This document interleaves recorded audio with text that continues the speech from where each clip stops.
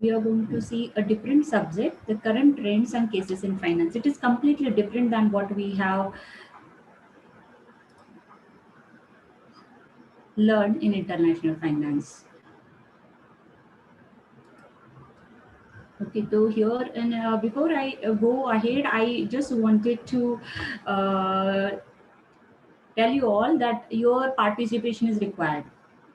आप अगर बात नहीं करोगे इस सब्जेक्ट में ना तो आप लिख नहीं पाओगे. आई डोंट नो अभी what they are going to do. Online ही होगा बट केस बेस होगा कि नहीं होगा that I don't know. International finance का जो आपने एमसीक्यू दिया, how was it? Was like, may I know, can someone unmute and tell me. International finance में उन्होंने करेंसी के कवरेज वगैरह कुछ पूछा था, whether they have asked that currency swapping, that mathematical part was there or just methodological was there? Can anyone please unmute and tell me? Prathamesh, Gauri, Pooja.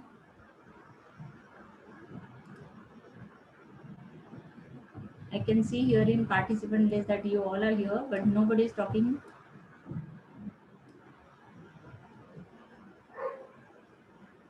Akshada is here, Prasad is here, Priyanka is here, Suraj is here. How was your international finance MCQ? See, if you give me an input, that will be big help for me as well as for you also. You are because you are a receiver from my side, correct? And as a giver, I wanted to know आप लोगों से कि पहला आपको international finance कैसा पूछा गया था, टेक्निकल पूछा गया कि नहीं गया था. So here in this particular subject, there are many things which includes technical things, even some are like theoretical also we can cover. So that's why I'm asking.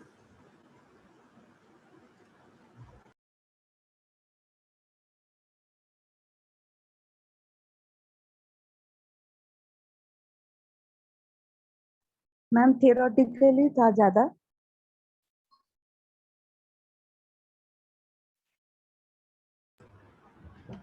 Okay, I think nobody wanted to talk. Okay, so I see this particular subject, current trends, means what we are going to learn here, what is going on right now, what are the different areas where the finance is going emerging. Okay, that we are going to see here. And the cases specifically mentioned here. Why? Because they are expecting here, if the theory paper is there, they are expecting that you should know the what is going actually in industry. Okay, what is going in industry, how the different things are there than the traditional one, and how it is getting modified as per the customer need, as per the global environment, that we are going to need to discuss. Okay, so that's why the cases is mentioned here. Here, total 5 chapters are given. The first chapter is related to microfinance. So today I will discuss about the microfinance. Before I go ahead with this particular subject and all, so I will just introduce myself, Dr. Pallavi Ingle. I have done PhD in finance from Savitribai Phule University. Right now I'm working with one of institute, Vaikuntha Mehta National Institute Cooperative, as an assistant professor. And there are the many things I'm doing, like national level, if, whatever the consultancies are coming, then projects we are handling, then even some projects we are conducting. And whatever the microfinance here, you're going to learn that particularly we are implementing for cooperative specifically, then SNGs, then now the new concept which is the Modi government is looking for is FPO, Farmers Producer Company. So for that, we are working on through this particular microfinance financing is there. So these all areas we are practically doing here on a national level basis in Vaikuntha Mehta. So here in microfinance, basically, I just wanted to tell you in this particular subject, whatever the financing we are talking about, banking sector, cooperative is one of the biggest sector which is working as a backbone for the whole financial system. Besides that microfinancing cooperative type of model, there are the many other ways through that financing is happening. So that we are going to see in this particular chapter. Okay. Here the next is the chapter wise. If we see, the first chapter is related to microfinance, means small level financing, how it is happened in India, how it started at world level, how is the progress that we are going to see. Then small finance banks are there again. Then retail banking is there. Then startups in India. We all know that Make in India was there. Now the Atmanirbhar Bharat. This is again a new concept which is again giving a boost to startups again. So that part is coming here. So these all four basic big chapters are actually here mentioned as a chapter. It is itself is big learning actually. If you wanted to learn, so you can learn microfinance as a one subject. Even you can do a PhD in it, one small part of it.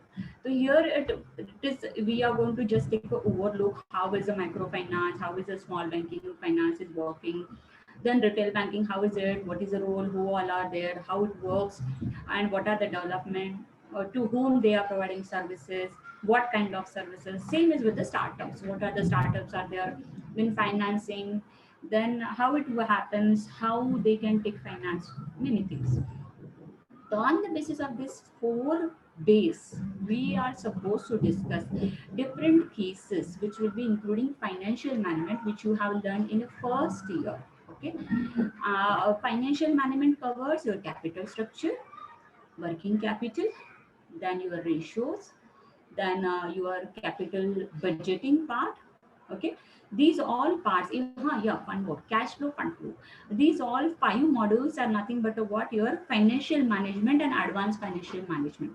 This whole combination, these five chapters which I'm just now listed out, these all you are supposed to integrate with the microfinance case. You have to integrate these all models with the small financing banks, retail banks, and the startups. Okay, so it is expected here. I don't know how the online mode, how the university is going to conduct this case study part. But definitely we'll go for small cases so you can understand how it is implicable if they provide you short cases in your online mode. Then here, the particular course, whatever is given in front of you, current trends, as per that they are expecting that I should give you all the areas related to microfinance, whatever we have discussed like right now. The small banks, payment banks, startup, SHG, digitalization and analyzing, financial inclusion.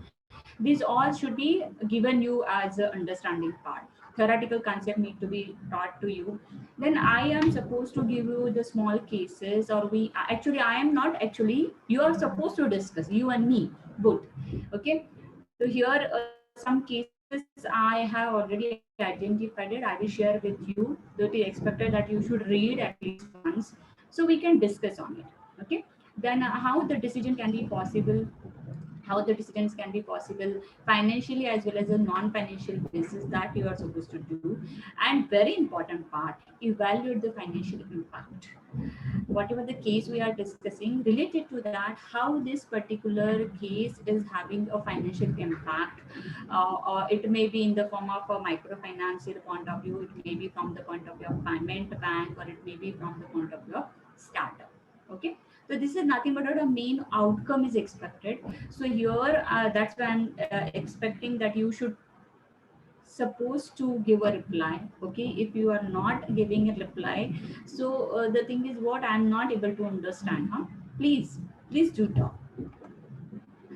Here in this particular first chapter we are going to cover many things here. That's why I said the chapter name is very simple, but we are going to study many things in this particular chapter itself. First, we'll talk about the history, how it was started, microfinance, then what are the models. Model itself is very large part actually.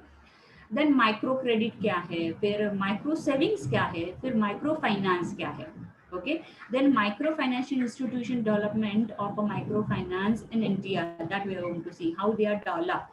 And in that development, what is the role of government of India, what is the role of state government, what is the role of RBI, boosting this particular microfinance and NABARD initiatives related to this microfinance, because NABARD is playing one of the biggest role in this particular sector. NABARD is giving a more support to all the farmers. Okay, whatever the your agriculture related any business or any cooperative, if you're working, so NABARD is there who can support you, who can give you the financing, and they are also supporting SHGs also. So that's why the NABARD is there. Then we are going to see the different models in India. So what are the finance basis, means microfinance based model? What problems they are facing basically, and what are the solutions are there that you can see. Then value chain financing, it is again one of the interesting thing is there. Like we have seen that we are giving a finance to farmer, correct? Then if you are giving a finance to suppose a particular agriculture sector, so you are supporting to grow him, correct? You are supporting the farmer to grow, harvest a good food, correct? Good grains through the farm, correct? But you are supporting, again government is supporting with the MSP, minimum support price concept, correct? Here means the one side role is done. Then value chain financing means what? If suppose someone is there who is looking for a manufacturing unit starts, okay? Recently, I have gone read one case study of a Satara level boy who started because of this lockdown. Basically, he was having his own farming. He's a BSc agri basically. So he started strawberry farming, and he is doing well. He is earning very handsome money, but because of this lockdown of last year, he faced very big problem that how to transport the strawberries to the metro cities to sell, and because he's selling these all strawberries through the malls, okay? So he is not able to sell it out, so he decided to start his own setup which will convert this particular strawberry into jam form or candy forms, okay? So that particular farming activity is already financed. Then he wanted to finish good through that particular strawberry when he is looking for making it into the jams and candies, okay, or juices. That kind of conversion, that is called as value chain financing. So here that we are going to see that what are the different ways are there through that value chain financing can be taken. Rural financing is there. Then rural finance, again it's a very huge subject itself. We are just going to touch it, like what is rural finance and why it came in existence. Then, when we are talking about a microfinance, there is a very well famous kind of microfinance is chit fund. So related to that chit funds, we have some regulations in India through the RBI. So what are that particular regulations? What is chit fund? That we'll see basically very short. And there are some famous case studies like frauds are there. Shraddha Chit Fund case. It is one of a fraud case basically. So that we are going to discuss here. Then shadow banking, it is nothing but what we are going to talk about a non-banking financials, okay? NBFCs, related to that we are going to discuss. What is the role of that NBFCs related to microfinance, okay? So this is the overall structure of our chapter. So when we are talking about the first part of a first line, here you can see on my screen, the first part of it is meaning, definition, concept. So we will cover this today. Okay, I will try to do that. So before going ahead of understanding why you are learning basically as a MBA finance student, why this is required. When we talk about finance means what? किसी को पैसे की जरूरत है और उसके पास उतने पैसे है नहीं और आप उसको उतने पैसे देते हो, तो वो कहलाता है finance, okay? Let take example. आप आपके लिए 4 व्हीलर खरीदना चाहते हो सपोज, ठीक है? तो 4 व्हीलर खरीदने के लिए आपका ड्रीम तो बहुत बड़ा है, आपके पास अभी 1 लाख रुपए है भी और आप खरीदना चाहते हो कार. 1 लाख में तो कार कोई भी नहीं आती, नैनो कार भी नहीं आती टाटा की. At least you need 2.5, more than that even now with the taxes amount. So here you need some money extra, correct? 1 lakh is with you. You have already 1 lakh, correct? You have 1 lakh, but you need to have at least a 2.5 lakh more, suppose, as per your choice of model. So this 2.5 lakh you need to take it from someone, correct? So this is nothing but what your own money, okay? And this money which is not with you, but you are supposed to take it from your friend, okay? Or you can take it from bank, okay? You can take it from banks also, okay? So when you are taking this money from your friend or bank, it is called as finance, okay? It is called as a finance. So here we are talking about a micro. Micro means what? Very small. We are talking about very small amount of money. It is not even in a lakhs. It is not even in a lakhs. Okay, it is in a thousands. And these the people who are taking the loan, they are also having a low income. Okay, they are also low income. So here, before going ahead for understanding this whole microfinance structure, how it bonds, before that, you all are aware of, you all have learned this financial system in economics as well as in financial management. That how basically financial system works. तो here you can see ये पूरे जो financial system में है ना, 3 pillar है. एक है कंज्यूमर, एक है प्रोड्यूसर, और इन दोनों को जोड़ने वाला बीच में है फाइनेंशियल सेक्टर, करेक्ट? तो कंज्यूमर क्या करते हैं? कंज्यूमर जो है वो कंज्यूमर स्पेंड करते हैं मनी. उसी कंज्यूमर कैटेगरी से ही कुछ लोग यहाँ पे फैक्ट्री में काम करते हैं, ओके? 2 तरह के लोग हैं.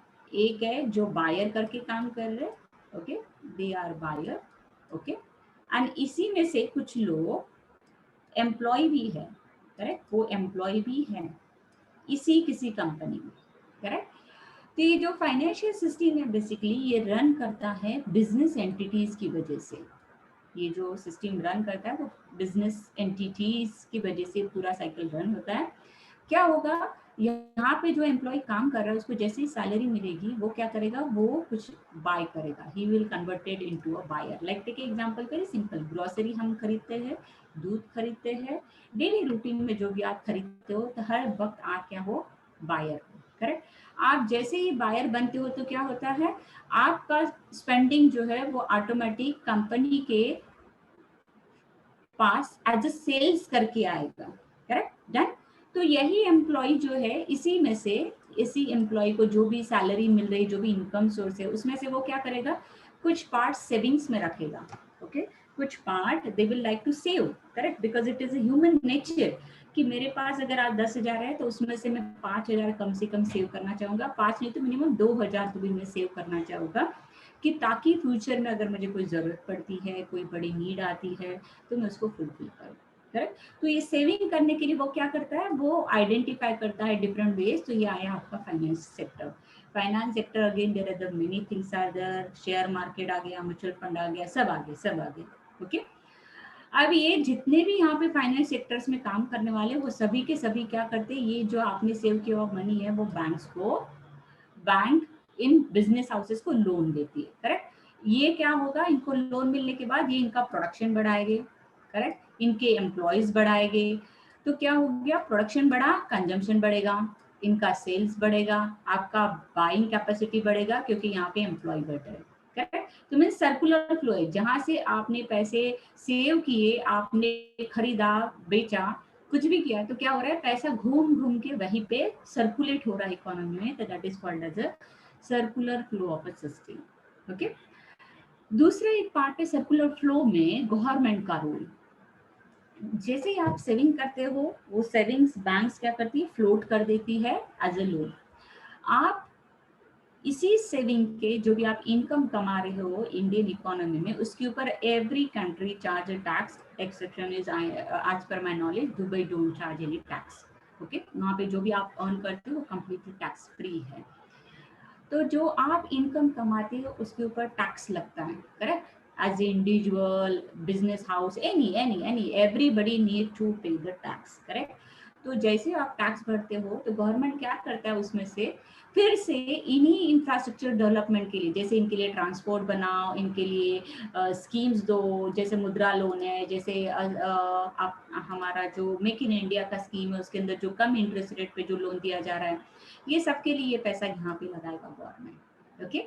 इंफ्रास्ट्रक्चर डेवलपमेंट, अभी तो जैसे पैंडेमिक में हेल्थ डेवलपमेंट, हेल्थ सेक्टर की डेवलपमेंट की जा रही गवर्नमेंट के थ्रू, करेक्ट। तो ये पैसा लगता कहाँ से है? टैक्सेशन के थ्रू जो पैसा आ रहा है आपका, GST is one of again source of income for the government. Okay, then दूसरा है कि जैसे कि कुछ इम्पोर्ट्स अगर आप कर रहे हो, एक्सपोर्ट कर रहे हो, उसी में से भी अर्निंग होते हैं, तो वो अगेन फिर से it is again eligible for taxation as well as it is income source, again it is expenditure, क्योंकि जो आप एक्सपोर्ट करके इंपोर्ट करके ला रहे हो वो फाइनली कौन खरीद रहा है? हम ही लोग खरीद रहे हैं, करेक्ट। इंपोर्टेड चीजें हम ही खरीदते हैं, जैसे सूज है, आप शूज खरीदना चाहते हो या फिर आप कपड़े खरीदते हो, तो आप क्या कर रहे हो? सेल बाय कर रहे हो, बाय करते हो तो क्या करता है? सैलरी आपकी जो भी है वो उस पर्टिकुलर परचेस में आपने डाल दी, तो वो फिर से घूम फिर के किसके पास गई? इंडस्ट्री किसी एम्प्लॉय को देगा, फिर से एम्प्लॉय मार्केट में आएगा। In this way the whole circle is going. Okay, तो this is a financial system basically, and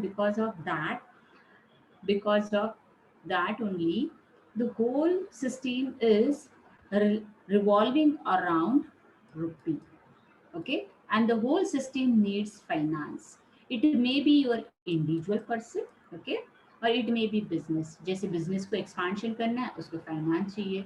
आप इंडिविजुअल कार खरीदना चाहते हो, आपको लोन चाहिए, करेक्ट। तो ये जो फाइनेंशियल सिस्टम है ना, ये बहुत इंपॉर्टेंट है, जिसमें इंडिविजुअल को भी लोन की जरूरत पड़ेगी, बिजनेस को भी लोन की जरूरत पड़ेगी, और इसीलिए ये माइक्रो फाइनेंस नाम का एक नया एक कंसेप्ट आया, जो बहुत पुराना ही है एक्चुअली, बट वो लोगों ने आइडेंटिफाई किया, इकोनॉमिस्ट लोगों ने, कि ये जो बायर सेलर या फिर बिजनेस हाउसेस, ये इनके लिए ना एक रेंज है, इनकम रेंज है, जिनको सब कुछ मिल रहा है सर्विसेज। बट यही बात अगर रूरल में चले जाओ, बहुत ही आदिवासी एरिया में चले जाओ, तो वहाँ पे ये ऐसी तो चीजें मिलती ही नहीं ना, तो वो ज्यादा खरीदते भी नहीं है, ज्यादा सेल भी करते नहीं, उनके पैसे तो उन्हीं के पास पड़े।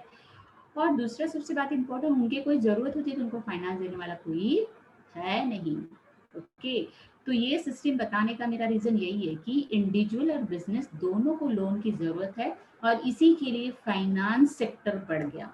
ठीक है, दूसरा, जैसे ही हम फाइनेंस को देखने लगे, तो अंग्रेजों के सेटअप में हमने देखा था कि पहले क्या होता था, जमींदार होता था, जिसके पास से आपको जरूरत है तो वहां से आपने लोन उठाया, करेक्ट। और वहां पे तो वैसे भाई कोई रेगुलेटरी अथॉरिटी था नहीं कि इंटरेस्ट कितना, क्या लिखा पड़ी वगैरह, इतना कुछ नहीं था, but they used to give you the loan, correct. Farmers को वो लोन देते थे, correct. Suppose this is a farmer, okay, और उसको लोन की जरूरत है, तो वो किसके पास जाएगा? वो किसी आपके इसके पास जाएगा, जो बड़ा लैंडलॉर्ड है, बहुत बड़ा लैंडलॉर्ड है, उसके पास चले जाएगी, करेक्ट। तो ये जो लैंडलॉर्ड है, ये इसको पैसे देगा और इसके ऊपर इंटरेस्ट चार्ज करता था। बट ये जो इंडिविजुअल पर्सन था, इसके पास अगर कुछ ज्यादा है, तो वो सेविंग्स के लिए क्या करता था, वो उस वक्त पुराने जमाने में गोल्ड सिल्वर इसमें वो लोग रखते थे, ओके, सिल्वर, या फिर लैंड में ये इन्वेस्ट करते थे, करेक्ट। ये ओल्ड सिस्टम है। बट बाद में धीरे धीरे क्या हो गया, ये सिस्टम चली गई और बैंकिंग सिस्टम आया। बैंकिंग सिस्टम में ये हमारा बहुत पुराना रूल है जो बैंक्स का है, वो ये है कि क्या होगा, जो भी इंडिविजुअल पीपल है या फिर बिजनेस हाउसेस है, ये सभी सेविंग्स करते हैं, और ये सेविंग्स कहाँ करेंगे? वो बैंक्स में वो अलग अलग टाइप में होगा, करंट अकाउंट, सेविंग अकाउंट, या फिर FD form, okay, many things are there. तो ये बैंक क्या करेगा, आपने सपोज 5,000 रुपए रखे, ठीक है, आपने 5,000 रुपए रखे हैं, तो ये बैंक 5,000 रुपए उनकी तिजोरी में रखे, उनको क्या फायदा ना, ये तो उल्टा आपको क्या बोलते हैं, आपने हमारे पास 5,000 रुपए रखे हैं, तो मिनिमम आपके सेविंग अकाउंट पे 4% या फिर 3.8 point something they will be giving you, okay, quarterly, ये इनका कहना होता है, ठीक है। तो अभी ये जो बैंक है, ये आपके 5,000 के ऊपर उल्टा इंटरेस्ट भी देगा और पैसे भी संभालेगा। तो बैंक को क्या इनकम है ना। तो what bank used to do, bank is lending the money. Money किसको देंगे? जो भी बोरोर होगा। बोरो कौन हो सकता है? इंडिविजुअल हो सकता है या फिर बिजनेस हाउस, करेक्ट। वैसे भी यहाँ पे भी वही है, करेक्ट। तो यहाँ पे जैसे ये बिजनेस हाउस को जरूरत है सपोज 1 लाख रुपीज की, will take it as a same amount, okay,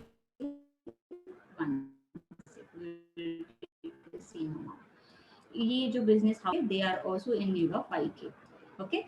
तो बैंक क्या कहेगा, ओके फाइन, हम आपको 5,000 रुपए देंगे, बट आपको जो है ना 12% देना पड़ेगा interest, okay, you have to give us 12%, okay. But ये 12% जो इंटरेस्ट अभी ये दोनों एग्री हो गए कि यस वी आर रेडी, आप हमें 5,000 रुपये दो, हम आपको 12% के पैसे के हिसाब से इंटरेस्ट पे करेंगे, ठीक है। तो अभी ये बोरोवर है जो है ना, वो एक इमीडिएटली तो नहीं पेमेंट करता ना, एक साल में थोड़ी ना पेमेंट करेगा। ये तो छोटी अमाउंट ली मैंने 5,000, बट यही 5 लाख होगा तो they will be taking some time, correct, 2 साल या फिर 3 साल, करेक्ट। और ये जो बंदा है, जो जो इंडिविजुअल जिसने सेव किया है 5 लाख, सपोज सेविंग है इसका यहाँ पे, ओके। तो ये जो बंदा है, ये इसके रिक्वायरमेंट के हिसाब से विड्रॉ भी तो करना है, तो यहाँ पे बैंक का रोल होता है बैलेंस करना पैसे को, ओके। जो लोग पैसे डाल रहे वो और जो लोग लोन ले रहे, दोनों को बैलेंस करने का काम कौन कर रहा है? Banks, correct. एंड इसमें क्या हो रहा है, डिपॉजिट रखने की वजह से उनको विड्रॉल की फैसिलिटी दी जा रही, वैसे ही बोरोवर्स को दिए हुए पैसे रिटर्न करने के लिए रीपेमेंट शेड्यूल दिया जाता है। ये बेसिक फंक्शन है बैंकिंग सिस्टम का, करेक्ट। तो अभी ये जो सिस्टम था, ये था, ओके। तो first will see the bank क्या देता है, सर्विसेज क्या है। बैंक क्या करता है, आपसे डिपॉजिट लेता है, उसके ऊपर इंटरेस्ट देता है आपको, है ना। दूसरा है कि ये बैंक लोन देता है और बोरोवर्स को इंटरेस्ट देता है। दूसरा है कि मॉर्गेज लोन, जैसे आजकल जो मिल रहा है, gold loan, home loan, car loan, ये सारे मॉर्गेज लोन है, ये सारे मॉर्गेज लोन है। तो इवन बिल्डिंग के लिए आप जो लोन लेते हो, करेक्ट, रिनोवेशन के लिए वगैरह, तो ये सारी मॉर्गेज लोन है, तो बैंक मॉर्गेज लोन भी देता है। उसके अलावा जितने भी बिजनेस हाउसेस है, उसमें छोटा बड़ा आपका रिक्वायरमेंट होगा, short term, long term, working capital supporting, bank overdrafting, ये टाइप के सारे सर्विसेज बैंक देता है। और ये जो डिपॉजिटर है, ये जो किंग है, इसके लिए सबसे सुविधाएं वो देता है क्या, easy access to money, net banking है, अभी मोबाइल बैंकिंग हो गया, करेक्ट। देन आपका पोर्टल एटीएम जो है वो any time anywhere money you can take, correct. तो ये सारी सर्विसेज आपको बैंक देता है। तो इसी ये जो मैंने दो चीजें बताई, बेसिक फंक्शन, ये बेसिक फंक्शन और ये जो बैंक की सर्विसेज, ये क्या दिखाता है, इंपॉर्टेंस, ये दिखाता है कि बैंक का होना कितना जरूरी है, कि जिसकी वजह से इंडिविजुअल कनेक्ट कर पाएगा सेविंग के लिए और लोन लेने के लिए, ओके। क्योंकि बिजनेस हाउसेस को तो मिल जाता है, correct. But if you think about the village people, if you think about the farmer people, okay, who are living at the suppose Melghat और गढ़चिरौली के घने जंगल में रहने वाले लोग हैं, आसाम के लोग ले लीजिए, Guwahati is again one of area जो थोड़ा ये है। तो ऐसी जगह पे जो पुअर लोग हैं, उनके लिए तो बैंक अवेलेबल नहीं है ना, क्योंकि इनका इतना इनकम है ही नहीं, इनका महीने का इनकम ज्यादा से ज्यादा 5,000 7,000, तो इतना कम इनकम पे बैंक उनको वो सारी की सारी फैसिलिटी अवेलेबल कर नहीं पाएगा, ये एक बड़ा प्रॉब्लम था। दूसरा है कि ट्रस्ट, बैंक भले देना भी चाहे, अभी तो देखो बीच में आपने देखा होगा HDFC ICICI उन्होंने कहा था कि you don't need to come at our place, आप जहाँ कहीं हो हम आके आपका अकाउंट खोलेंगे, बहुत दुनिया भर की फैसिलिटीज ओपन की गई है। बट थिंग इज व्हाट, ये लोग इतने लिटरेट है नहीं कि वो इंग्लिश पढ़े और आपका फॉर्म भरे, ये भी दूसरी बहुत बड़ी प्रॉब्लम है। तो ये सब चीजों में क्या हुआ कि फार्मर जो है, जो लो कैटेगरी पीपल है, जो लो इनकम लेवल के पीपल है, उनके लिए फाइनेंसिंग जो है वो अवेलेबल नहीं था बैंक के थ्रू। तो ये नहीं होने की वजह से क्या होता था, ना तो वो सेविंग कर पा रहे थे, मीन्स इनके पास किसी के पास एक्स्ट्रा पैसा आया तो वो ना तो सेव कर पा रहा था जहाँ पे सेफली रखे, क्योंकि फार्मर है, पुअर पीपल है, तो they are keeping with them money, अगर किसी ने चुरा ले तो पैसे तो गए ना, करेक्ट। तो they don't have that facility, जैसे हम शहर में कहीं बैंक में रखते हैं तो उसके ऊपर थोड़ा बहुत क्यों ना हो आपको इंटरेस्ट तो मिल रहा है, बट इन लोगों को वो भी नहीं मिल रहा था। दूसरा एक बात है, अगर इसी गांव वाले को किसी को गाय खरीदनी है, भैंस खरीदनी है, उसके लिए जो लोन लग रहा है वो लोन की भी फैसिलिटी है नहीं। तो ये सारी सिचुएशंस को रिमूव करने के लिए माइक्रो फाइनेंस है, ठीक है। जो बैंक का रोल अभी आपने समझा, उससे पता चलेगा आपको कि अभी बैंक का रोल क्यों जरूरी हो गया इन लोगों के लिए, क्योंकि इनके पास तो सेविंग के लिए कोई टूल ही नहीं था, क्योंकि उनके ऊपर ट्रस्ट करने वाला कोई है नहीं, क्योंकि उनका कोई क्रेडिट स्कोर गिनता नहीं है। जैसे हम किसी अगर रूरल अर्बन एरियाज में हम कहते हैं कि आप आपका क्रेडिट स्कोर लिख के आओ, correct. If you go for any loan, तो दे ऑलवेज से कि लाइक आपका क्रेडिट स्कोर देखेंगे sir and madam, then we decide, correct. तो इनके लिए तो क्रेडिट स्कोर नाम की चीज निकल ही नहीं सकती, क्योंकि इनका जो इनकम है इटसेल्फ इज वेरी लेस। तो ये वजह थी जिसकी वजह से माइक्रो फाइनेंस आया। Then this is the history basically how the microfinance came in existence. तो 1961 में क्या हुआ, जो international IC Icon International was founded with the $90,000। ये एक छोटी सी प्राइवेट कंपनी थी जो जोसेफ नाम की पर्सन ने स्टार्ट की थी, और जो उसने क्या किया, initially he was funding was to build a school। Means ये जो प्राइवेट कंपनी उन्होंने जो स्टार्ट की थी जोसेफ सर ने, ये नाम से इंटरनेशनली ACC Icon, ये जो पर्टिकुलर कंपनी थी, ये सिर्फ दो ही चीजों को फाइनेंस करती थी। आपको अगर स्कूल बनाने हैं या फिर आपको वाटर सिस्टम बढ़ानी है, तो उसके लिए वो ये पर्टिकुलर फैसिलिटी देते थे। बाद में धीरे धीरे 1973 में वो माइक्रो क्रेडिट पे भी शिफ्ट हो गए। Okay, micro credit means what, उस स्कूल के अंदर, उस सिस्टम के अंदर, वाटर सिस्टम के अंदर जो छोटे मोटे काम करने वाले लोग हैं, उनके लिए लोन देने की सर्विसेज ये कंपनी ने स्टार्ट कर दिया। ओके, फिर 1971 में there is one more opportunity international founded by David and Whitaker। They are becoming and one of micro entrepreneurs lender person. इन्होंने ये अपॉर्चुनिटी इंटरनेशनल एक स्टार्ट किया, और वो क्या कर रहे थे, जो छोटे छोटे बिजनेस स्टार्ट करने वाले लोग हैं इंडोनेशिया और कोलंबिया में, उन लोगों को लोन देना स्टार्ट किया। एंड फिर धीरे धीरे उन्होंने वो जो बिजनेस था वो पूरे south east Asia and south Africa में फैलाया। तो ये भी एक क्या हुआ, एक कंपनी फॉर्म करके, एक छोटी सी फॉर्म स्टार्ट करके उन्होंने ये उनके बेसिस पे दोनों ने स्टार्ट किया, करेक्ट। देन बहुत बड़ा माइलस्टोन माइक्रो फाइनेंस में जो पूरे वर्ल्ड के लिए माइलस्टोन बना, वो है 1976 में यूसुम करके जो सर थे, उन्होंने ये एक कंसेप्ट जो पहले 61 एंड 71 में उन्होंने ऑलरेडी देखा था, उसी कंसेप्ट के चलते उन्होंने इस पर्टिकुलर मॉडल को प्रैक्टिकली दुनिया के सामने लाया। ओके, ये जो यूसुफ सर थे, यूनुस सर, ये यूनुस सर जो थे वो इकोनॉमिक्स थे, वो एक प्रोफेसर है, आज भी है वो, और वो बांग्लादेश से है। तो उन्होंने क्या किया, उनकी जितनी भी सेविंग्स थी, उन सेविंग्स को उन्होंने 42 फैमिलीज में डिवाइड कर दिया। ओके, तो उन्होंने एक माइलस्टोन रखा।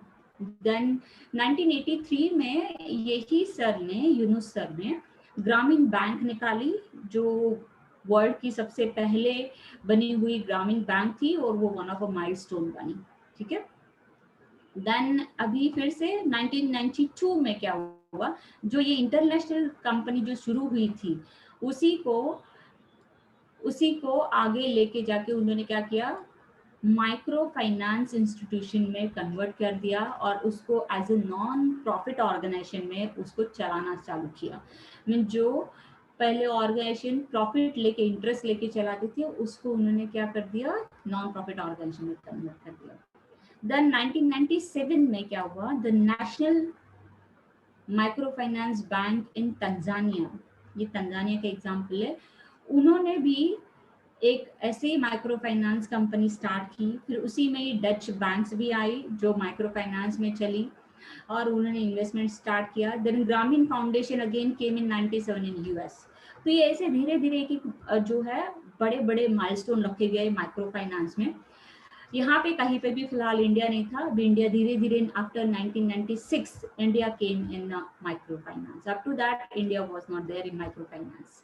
ओके, कोऑपरेटिव इससे पहले था। ओके, कोऑपरेटिव जो है वो पहले से ही था। ये माइक्रो फाइनेंस, ये वर्ड, ये इम्प्लीमेंटेशन बैंकिंग सेक्टर में आने का जो है वो 1996 ऑनवर्ड बहुत जोरों शोरों से चला इंडिया में। कोऑपरेटिव जो मॉडल है वो माइक्रो फाइनेंस का ही है बेसिकली, बट वो बहुत पुराना है इंडिया में। ओके, फिर 2000 में जो है ये पर्टिकुलर रेगुलेटेड बैंक बनाई गई, dedicated for micro finance specifically. Means world level पे जैसे हमारे यहाँ पे आरबीआई है, वैसे ही वर्ल्ड लेवल पे उन्होंने क्या किया, इस तरह के दे आइडेंटिफाइड कि रेगुलेटरी बैंक्स होने चाहिए, तो उन्होंने रेगुलेटरी बैंक्स उठाए। तो यहाँ पे मैं अभी आप लोग को यूसुफ सर ने ऐसा, यूनिस सर ने क्या किया, सॉरी यूनुस सर ने ऐसा क्या किया कि जिसकी वजह से वो माइलस्टोन कहाँ गया पूरे वर्ल्ड में, ये हिस्ट्री आपको बताना चाहूंगी। उन्होंने क्या किया, उनके पास जो थोड़ा बहुत सेविंग था वो उन्होंने लोन देने का तय कर दिया। ओके, कि ही डिसाइडेड कि मैं ये लोन दूंगा, और फिर वो लोन देने के लिए उन्होंने आइडेंटिफाई किया a group of 42 womens who are in need of a loan. Okay, उनको लोन की जरूरत थी, ऐसी 42 जो औरतें हैं उनके ग्रुप को उन्होंने आइडेंटिफाई किया। फिर उनको उन्होंने वो पैसे हैंड ओवर कर दिए। फिर ये जो 42 लेडीज थी, what they did, they started manufacturing of bamboo stools. Okay, उन्होंने, बांग्लादेश का केस है करेक्ट, तो उन्होंने धीरे धीरे क्या किया, बाम्बू के स्टूल्स बनाना चालू किया, फिर लोकल एरियाज में उन्होंने उसको सेल करना चालू किया, and finally through this sale they started earning something. Okay, तो जो भी वो अर्निंग करने लगी तो धीरे धीरे क्या हो गया, उनका बिजनेस बहुत बड़ा हुआ, और उसकी वजह से उन्होंने क्या किया, जो भी पैसा यूनुस सर से लिया था वो पैसा उन्होंने इंटरेस्ट के साथ उनको रिटर्न कर दिया। ओके, उनको फिर से रिटर्न कर दिया। तो ये जो था, ये जो एक किया हुआ, जो दिया हुआ लोन वुमेन्स यूटिलाइज करके प्रॉफिट के साथ इंटरेस्ट में देना, ये वर्ल्ड के लिए बहुत बड़ा एक माइलस्टोन बन गया, जिसमें ये दिखाया गया, जिसमें यूनिस सर ने ये प्रूव कर दिया कि अगर आप लेडीज को लोन देते हो स्पेसिफिकली, तो ladies are very much productive, they are looking for giving money back. क्योंकि आज की आप कोई भी बैंक फ्रॉड ले लो, किसी भी लेडीज का नाम नहीं आएगा, ज्यादा करके जेब से। तो लेडी जो है वो लॉयल है, ऑनेस्ट है। तो इनका जो बाद में जो बैंक आया, उनका भी फोकस वुमेन्स ही था, क्योंकि वुमेन्स बिलीव्स इन सेविंग्स। तो ये एक बहुत बड़ा माइलस्टोन बना, जिसकी वजह से माइक्रो फाइनेंस पूरे वर्ल्ड ने सीरियसली लिया, और बाद में जैसे मैंने आपको दिखाया 2000, फिर 1997 में वगैरह एक रेगुलेटरी बॉडी आई, यूएस में आया, नीदरलैंड में आया, तंजानिया में आया, करेक्ट। तो ऑल ओवर वर्ल्ड ये धीरे धीरे एक्सपांड हुआ, सबने उसको प्रैक्टिस करने की कोशिश की, and they all are now practising. Okay, today also they are practising. तो ये हिस्ट्री कंटिन्यू हो रही है कि जैसे 2001 में जो है माइक्रो इंटरप्राइजेस बनाया गया, जो बैंकिंग सर्विसेज देगा फिलीपींस के लिए। ओके, देन यूएन ने 2005 international year for micro credit city bank ने ओपन किया, फिर लंदन में, फिर न्यूयॉर्क, इंडिया, सभी ने फिर वो 2005 से जो है ना माइक्रो फाइनेंस को ज्यादा बूस्टअप किया। 1996 में ये जस्ट आया था, जैसी हमारी जो इकोनॉमिक पॉलिसी पास की थी एलपीजी मनमोहन सिंह ने, उसके बाद ये सारे डेवलपमेंट होने लगे थे, बट 2005 ऑनवर्ड्स ये सारी चीजें बूस्ट होने लगी। फिर फाइनली 2006 में the micro finance summit campaign report estimated that there are more than 3000 micro finance institutions serving 106 million poor people in the developing countries। क्योंकि ये जो माइक्रो फाइनेंस का कॉन्सेप्ट है ये ज्यादा इंपॉर्टेंट है डेवलपिंग कंट्रीज के लिए। बांग्लादेश भी एक डेवलपिंग कंट्री है, तो उस सारी डेवलपिंग कंट्रीज के लिए माइक्रो फाइनेंस ये बहुत अच्छा एक टूल है, जिसके थ्रू वो ये जो मैंने जो अभी आप लोगों को दिखाया ना, circular flow of finance, financial system, ये रन हो सकता है बहुत अच्छे से। और इससे क्या होगा, बिजनेस बढ़ेंगे, बिजनेस बढ़ेंगे तो एम्प्लॉयमेंट बढ़ेगा, एम्प्लॉयमेंट बढ़ेगा तो जीडीपी बढ़ेगा, जीडीपी बढ़ेगा तो सब प्रॉफिटेबिलिटी बढ़ेगी, प्रॉफिटेबिलिटी बढ़ेगी तो पर कैपिटा इनकम बढ़ेगा, और इनडायरेक्टली आपकी पूरी इकोनॉमी अच्छे से फ्लरिश होगी। तो ये सारी चीजें थी जिसकी वजह से 2006 में ये उन्होंने देखा। फिर जैसे बाद में क्या हुआ, यूनुस सर को एक नोबेल प्राइज भी दिया गया है। फिर ये जो नीचे का मैं सब कुछ पढ़ती नहीं हूँ, it will take time of my side, तो you can read that, I will share you the PPT. Okay, it is just for information I am giving you all. Okay, now finally ये सब कुछ देखने के बाद क्या है micro finance, क्या है फाइनली, अगर मीनिंग पूछा किसी ने तो माइक्रो फाइनेंस क्या है, एक इफेक्टिव और पावरफुल टूल है जो आपको पॉवर्टी रिडक्शन के लिए मदद करेगा। जैसे यूनुस सर ने फाइनेंस दिया 42 औरतों को, उन्होंने स्टूल बनाए, उन्होंने प्रॉफिट बनाया, तो इनडायरेक्टली उनका खुद का भी तो इनकम बढ़ा ना, उनका इनकम बढ़ा तो उनका लिविंग स्टैंडर्ड बढ़ा, लिविंग स्टैंडर्ड बढ़ा, डेफिनेटली उनका जो है ओवरऑल ग्रोथ हुई, जो ह्यूमन बीइंग है उस पर्टिकुलर 42 फैमिलीज की उनकी ग्रोथ हुई, करेक्ट। तो ये एक बहुत बड़ा इम्पैक्ट है माइक्रो फाइनेंस का। Like many others development tool, बहुत सारे जो डेवलपमेंट टूल चलते हैं डेवलपिंग कंट्रीज में, however it has insufficient penetrated, means उतना वो पेनिट्रेट नहीं हुआ है, पुअर लोगों तक वो अभी तक पहुंचा नहीं है। और इवन ऐसे लोग हैं यहाँ पे कि जिनको primary health care, basic education भी नहीं मिलता, ऐसे लोगों के लिए माइक्रो फाइनेंस का बूस्ट होना बहुत ज़रूरी है। ऐसा ये मॉन्ड्रेज एंड हॉले इन्होंने बोला हुआ था 2002 में उनके एक रिसर्च पेपर में। फिर मैंने और एक बाला पार्थ सारथी का एक पेपर पढ़ा जिसमें उन्होंने बोला हुआ है कि micro finance is nothing but what, a very small credit given to, means you are providing money to whom, poor and small businesses, एकदम छोटे छोटे बिजनेस जो है उनके लिए फाइनेंस देना मीन्स माइक्रो फाइनेंस है। और ये लोग ऐसे हैं जिनको किसी भी बैंक की सर्विसेज नहीं मिलती, इसीलिए मैंने आपको पिक्चर फॉर्म में पहले ही दिखाया, ओके। और दूसरा एक है कि with organise banking sector not having much to offer to this poor people, जैसे मैं आपको अभी बोला कि बैंकिंग सेक्टर में क्या है कि आपका इनकम सोर्स देखा जाएगा, आपका पेमेंट की टैक्सेशन देखा जाएगा, ये सारी चीजें इनके पास है ही नहीं, because they are not even eligible for 10,000 rupees TDS thing, okay. तो उसकी वजह से ये एक बहुत बड़ा हर्डल है कि जो ऑर्गेनाइज बैंकिंग सेक्टर है वो उन तक नहीं पहुंच पाएगा, ना तो सर्विस दे पाएगा, क्योंकि ये मार्जिनल सेक्टर है जो सोसाइटी में है। दूसरा एक छोटे मोटे जो बिजनेस करने वाले हैं, ऐसे जो पर्टिकुलर माइक्रो लोग हैं उनके लिए ये माइक्रो फाइनेंस सेक्टर है जो fastest growing in whole the world, specifically in developing countries, okay. Then micro financing एक टूल भी है जिसके थ्रू फाइनेंशियल इंक्लूजन किया जा रहा है पूरे वर्ल्ड में, even India is also doing that. Financial inclusion means what, giving everybody the banking services, that is financial inclusion, okay। तो वो जो है वो हम दे रहे हैं। और ये फाइनेंशियल इंक्लूजन किसको इंक्लूड करेगा माइक्रो फाइनेंस के थ्रू, जो लोग बच गए, जिनको फाइनेंशियल का ट्रांजैक्शन कैसे करना, बैंकिंग के थ्रू लोन कैसे लिया जाता है, वहां तक पहुंचने का काम माइक्रो फाइनेंसिंग करेगा, ठीक है। तो ये इंपॉर्टेंस है और ये इनका मीनिंग है इन शॉर्ट। अब जब हमने माइक्रो फाइनेंस समझ ही लिया है तो अभी हमें ये भी देखना चाहिए कि माइक्रो फाइनेंस के कितने ग्रुप है, अलग अलग एसोसिएशन है, ये बहुत बड़ी लिस्ट है। मैं डायरेक्टली शिफ्ट होती हूँ कि क्या है ये चीज, ओके। तो कम्युनिटी बैंकिंग मॉडल, कम्युनिटी जैसे वर्ड ही कहता है कम्युनिटी, कम्युनिटी मीन्स वाज आप जिस कम्युनिटी में बिलोंग करते हो। जैसे यू कैन सी बहुत सारी गुजराती बैंक है स्पेसिफिकली, मैंने रिसेंटली एक बैंक, मुस्लिम बैंक है स्पेसिफिकली पूना में, they are providing a particular service to only Muslim people. जो बैंक के शेयर होल्डर है वो भी मुस्लिम ही है, उसमें काम करने वाले भी मुस्लिम ही है, means they all are Muslim, okay. तो कम्युनिटी मीन्स यहाँ पे कम्युनिटी आप किसी कास्ट से जोड़ सकते हो, किसी एरिया से भी जोड़ सकते हो, या किसी टाइप के जॉब करने वालों को भी जोड़ सकते हो।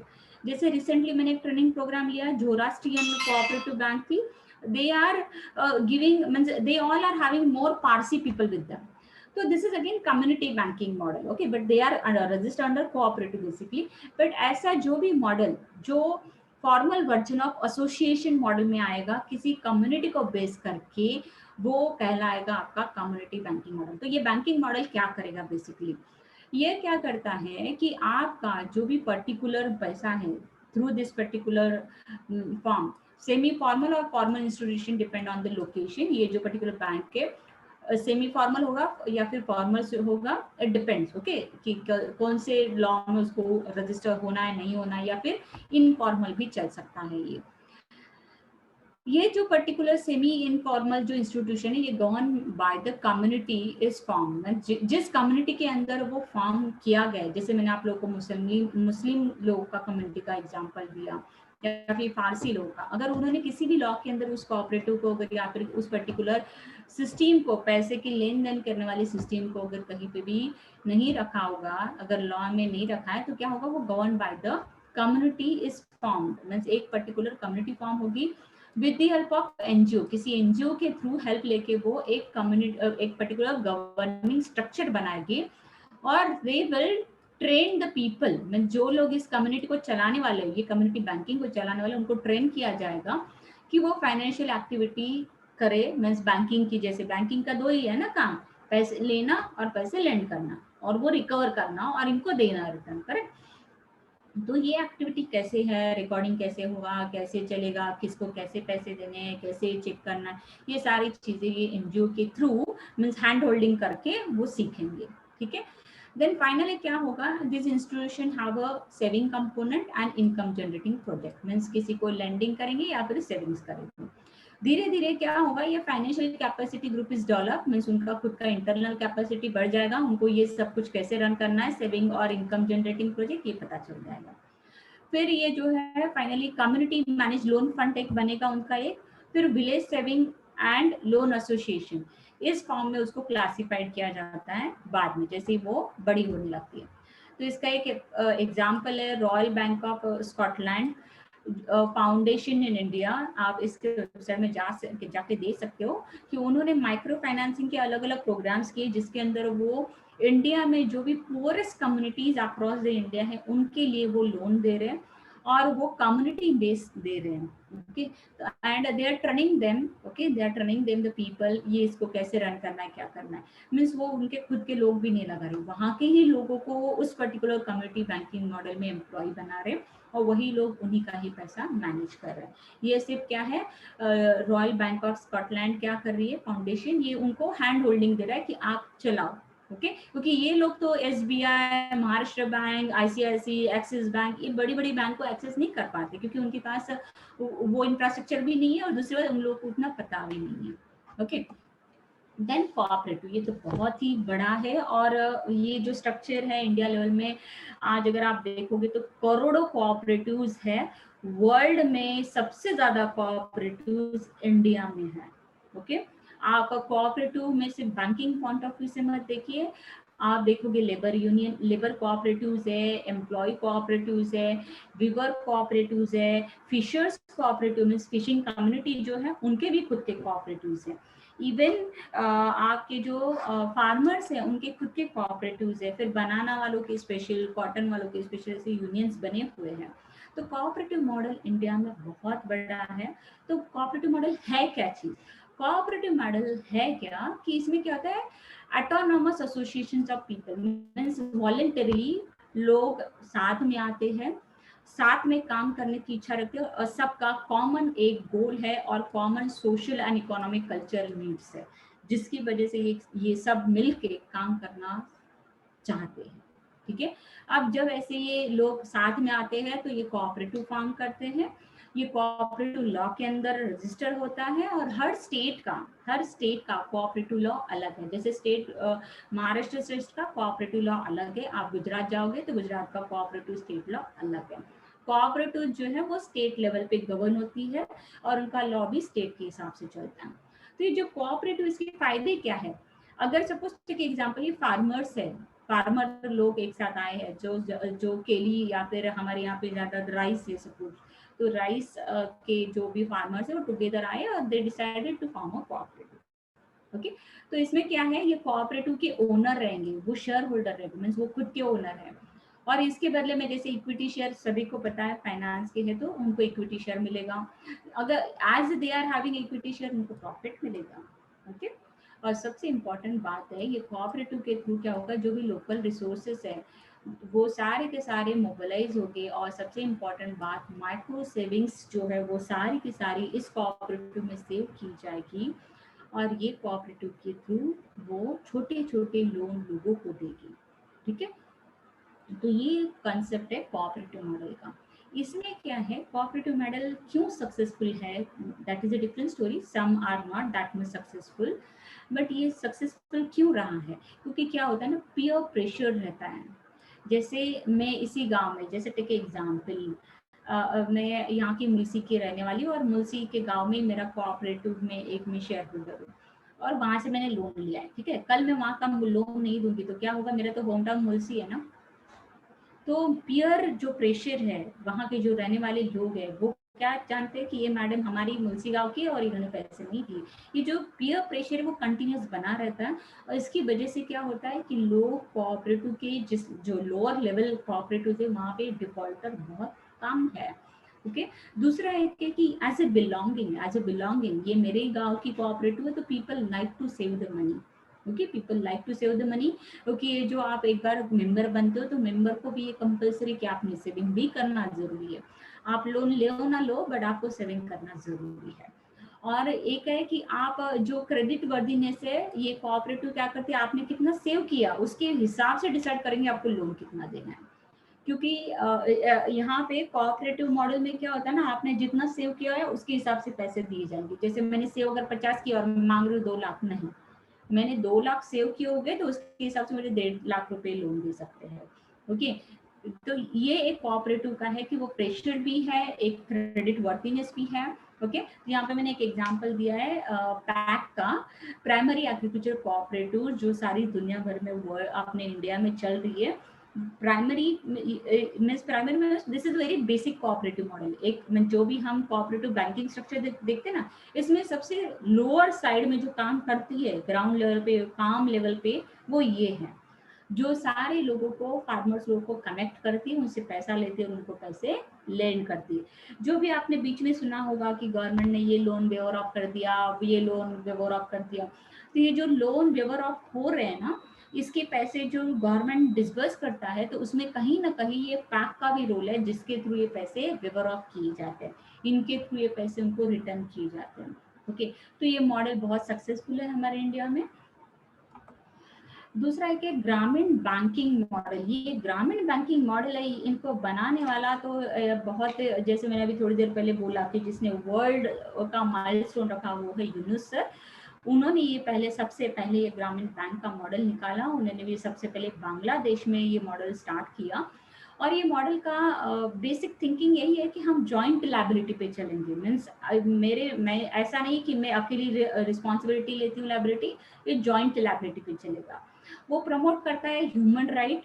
ये जो पर्टिकुलर ग्रामीण बैंक सिस्टम है वो विश्वास करता है कि बैंकिंग सुविधाएं ये इंसान का ह्यूमन राइट है, ये आपका बेसिक राइट है। ओके, इंडिया में वैसे कोऑपरेटिव ये एक आपका ह्यूमन राइट है। Okay, for your kind information, ये आप हर इंडिविजुअल को राइट है कोऑपरेटिव बनाने का, कोऑपरेटिव का मेंबर बनने का।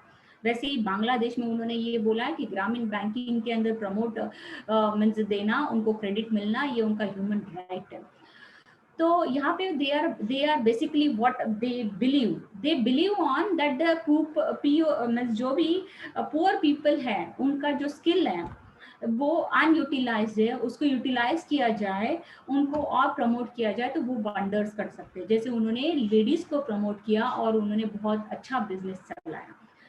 Centre is formed with the limited people, इसमें ग्रामीण बैंक में क्या होगा, एक सेंटर बनाया जाता है जिसके थ्रू लोन दिया जाएगा और इसी सेंटर के अंतर्गत सेविंग्स भी सेव किया जाएगा। ये रहा ग्रामीण बैंक। ओके, जैसे हम ग्रामीण बैंक की बात करते तो और एक आता है, अगर आप आपका बिजनेस कंटिन्यू करना चाहते हो या फिर आगे चलाना चाहते हो तो आपका आता है बैंक गारंटी मॉडल।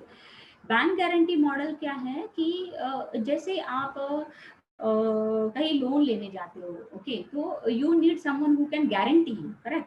आप छोटे हो, आप इंडिविजुअल हो और आपका छोटा सा ही सब कुछ है, तो ऐसे वक्त तो बड़ी बैंक और बड़ा अमाउंट चाहिए तो आपको बड़े बैंक को कांटेक्ट करना पड़ेगा, करेक्ट। तो ये बड़ी बैंक तो आपको लोन नहीं देना पसंद करेगी, तो इसके लिए जो आप जिस बैंक के थ्रू कनेक्टेड हो ना, they will be working as a guarantor. Okay, they will be working as a guarantor. वो मेरा सब कुछ स्लाइड में दिखा हुआ है, I am not going to read that. तो यहाँ पे क्या होगा कि ये जो बैंक जो है वो गारंटी लेता है, जो बोरोअर है उसकी वो गारंटी लेगा कमर्शियल बैंक के साथ। कमर्शियल बैंक माने जो बड़ी बड़ी बैंक से, एसबीआई ले लो, आईसीआईसी ले लो, एचडीएफसी ले लो, एक्सिस ले लो, ये सारी कमर्शियल बैंक है। तो ये जो छोटा बैंक है, ये जहाँ पे आप उनके साथ बिजनेस कर रहे थे, वो बैंक गारंटी लेता है आपकी, एज आप मार्जिनल इनकम वाले हो, या फिर self formed group. Self formed group means what, एसएचजीज, उनके ग्रुप को भी वो फॉर्म यहाँ पे प्रमोट कर सकते हैं। तो उसमें क्या होगा कि ये जो बैंक गारंटी देता है वो क्या करता है कि कोलैटरल करके काम करेगा, कि आपको अगर कभी भी जरूरत पड़ती है लोन की तो आप इनसे ले सकते हो। ओके, जो आपको गवर्नमेंट के थ्रू भी लोन लेना है तो भी वो एज ए गारंटर काम करेगा, या फिर क्या है, इंटरनली जो मेंबर्स का सेविंग है वो वर्क करते हैं एज ए कोलैटरल। ओके, तो यहाँ पे क्या है, guaranteed fund can be use for various purpose. जो भी आपके पास फंड आ रहा है उसके पहले ही उन्होंने प्रोजेक्शन दिए होते हैं कि ये फंड क्या है, कैसे तरह से यूज किया जाएगा, लोन रिकवरी जो है या फिर इंश्योरेंस क्लेम करने के लिए ये सारी चीजें की जाएगी। तो again it is a micro finance basis. क्यों बोला गया, क्योंकि माइक्रो फाइनेंस एक ऐसी चीज है जो आपके छोटे लोगों के लिए प्रमोट करती है बड़े लोन के लिए तैयार। ओके, क्योंकि छोटे लोग तो डायरेक्ट बड़े बैंक को अटैच करके बहुत बड़ा लोन नहीं उठा सकते, करेक्ट। तो ये एक बैंक काम करेगी आपके बिहाफ में, आपके लिए। तो ऐसा ही एक एग्जांपल है हमारे इंडिया से, bellwether micro finance fund. इसकी वेबसाइट भी मैंने दी है, आप जाके देख सकते हो, मैं खुद विजिट करके आई। उनके बहुत सारे प्रोडक्ट हैं जिसमें वो ये कहते हैं कि आप खुद को छोटा मत समझिए, we are your professional CEO. CEO means what, chief finance officer. हम आपके लिए फाइनेंस लेके आएंगे, आप आपकी सिर्फ ड्रीम बताइए, आप आपका ये बताइए कि आपको किस लिए पैसे चाहिए, even we will guide you कि आप क्या क्या कर सकते हो। तो ये एक अगेन बैंक गारंटी मॉडल है। ओके, तो this is nothing but what the different models we are having. And then credit union model. ये क्रेडिट यूनियन मॉडल है वो ये जो हमने अभी डिस्कस किया इसका थोड़ा सा एडवांस है। ये क्या कहेंगे, सिर्फ क्रेडिट देंगे। ओके, ये क्रेडिट देंगे और ये जो मेंबर इसके अंदर होंगे वो उन्हीं के बेसिस पे चलेंगे। सेल्फ फाइनेंशियल इंस्टीट्यूशन है, खुद का ही पैसा खुद ही लेंगे और देंगे, ठीक है। और ये क्या है, ये union of member is form करता है, this members are from common community. जैसे मैंने कम्युनिटी बैंक बोला, वहाँ पे क्या है, एनजीओ हेल्प करता है। यहाँ पे वो ऐसा नहीं, ये क्या है, ये खुद को फॉर्म करते हैं।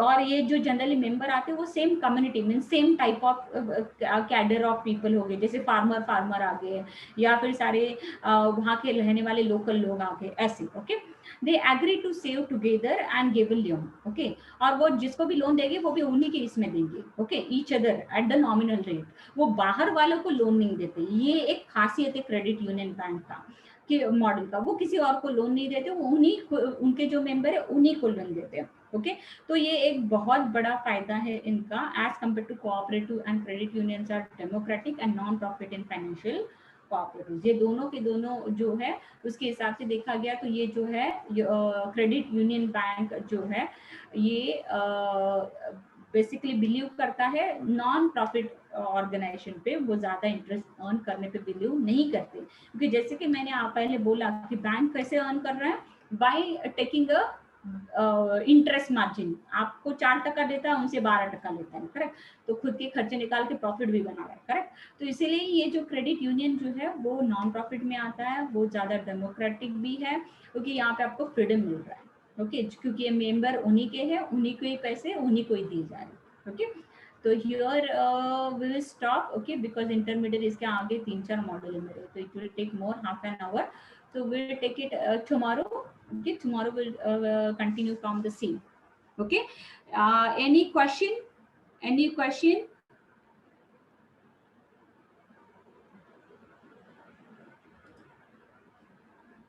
As usual, nobody is saying nothing. Vikas, any question? Akshada, Pooja, Rajesh Kumar? No, ma'am. Okay, fine. Then we will stop here. Okay, and please do give your views. If you know any example, please unmute and share with me. Okay, please do share with me. Okay, today we'll stop. Thank you all of you. Okay, take your food. Chalo, bye. Take care. Be safe. Thank you all of you. Thank you, ma'am. I need to stop share.